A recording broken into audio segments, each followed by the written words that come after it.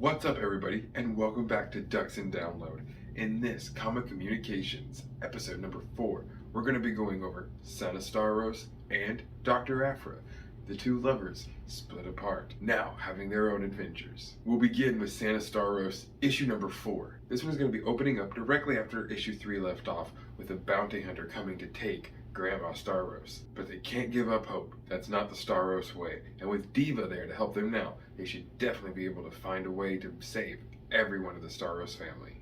We jump back to the Imperial side of things, where Arisha is speaking to Fel, the lost brother of Sana, the Imperial agent and traitor to the Starros family, as many would see him. They're actually going to talk about his ethics and why he's working with the Empire in the first place.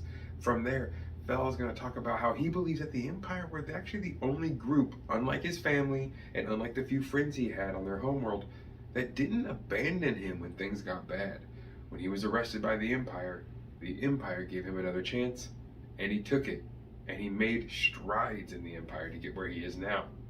After this bit of exposition, we're going to jump back to the ship, where now we're pretty much having a full-blown argument between the Starros family about how they're going to do things and who to really blame for this, as is common to happen with people who are traumatized. Diva's going to break it up, talking about how she's not about to let this happen, and Diva is just happy to break up the family squabble because she knows this is not the Starros way, and this is not how they should be acting right now.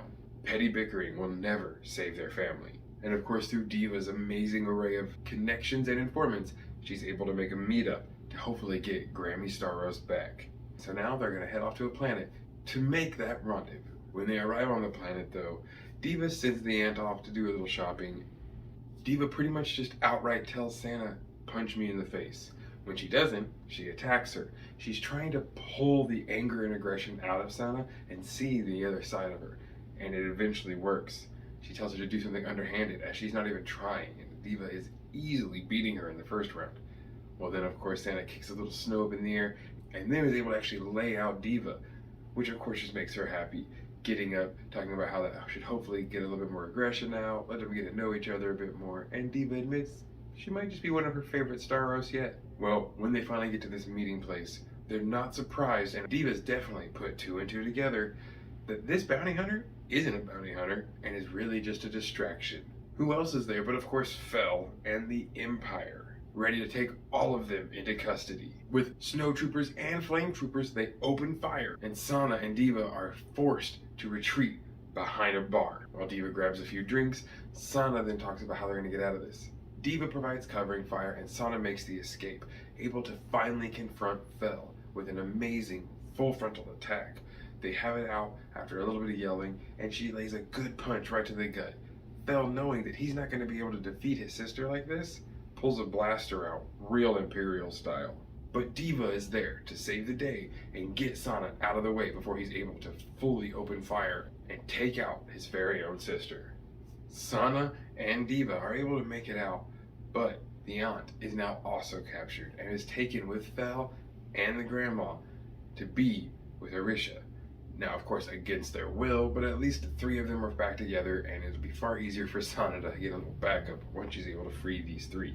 But to make things even more dramatic, and I kind of saw this one coming, of course, water is breaking and a baby is coming.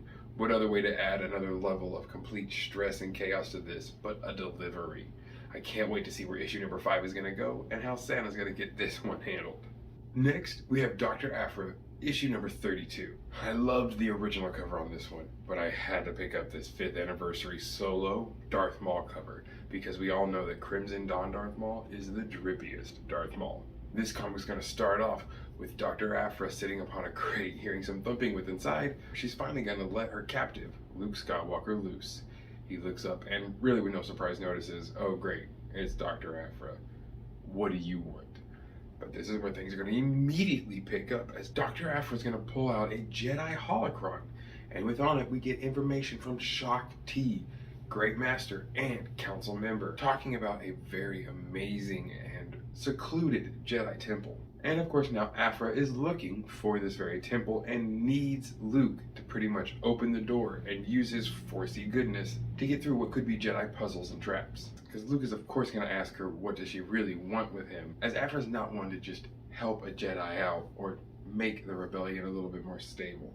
she could care less about any of those things. But with the promise of adventure, Jedi relics, and maybe another edge over certain Dark Lords, Luke can't say no and is happy to begin his adventure with Aphra. As soon as they arrive in the system, though, there is a huge magnetic storm that seems to be encompassing the entire area. It's up to Aphra and Luke to work together, him with the Force and his connection to the Skywalker name, meaning he's a great pilot, and Aphra already being a great pilot on her own, and honestly having more experience than Luke. With teamwork, they're able to make it through this crazy storm, but not able to find exactly where the temple is until Luke begins to hear a faint note, like a chime almost.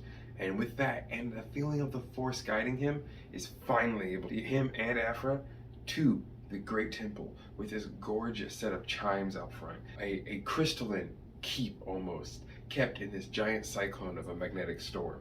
Very Jedi. Well, as the Force has kind of been ebbing and flowing, we've seen recently in the comics, with even Vader not being able to control his powers, and the dark side being far more powerful than the light at the moment, Luke isn't able to connect to the Force here at this Jedi temple and isn't able to actually open any of the doors. What he is able to do, though, is trigger a security alarm. Great crystalline beasts are formed from almost nothingness and begin to attack him and Aphra. Luke's lightsaber is almost completely unfunctioning in the beginning, but thankfully he's able to get a little bit of work out of it, almost destroy the creatures, but they keep rebuilding themselves. So Aphra, knowing that this has to be some type of mechanism, goes to find it while he tries to defend them. But again, this lightsaber is not going to be his ally. This kyber is not his, nor does it function well after being almost crushed by the Nihil war droid. Thankfully though, at the last moment, Luke is able to reconnect with the Force and completely obliterate the beasts, while Dr. Aphra is able to disassemble the device that actually helped the creatures constantly refigure through some type of like sonic vibration. But before they're able to really celebrate this victory, or Luke about to pass out apparently, they find themselves falling as the floor is given out underneath them, splashing down into a giant pool underneath. And this, oh, what an amazing cliffhanger. Aphra and Luke look up to see who else but great Jedi Master Shaak Ti and Aya Sakura.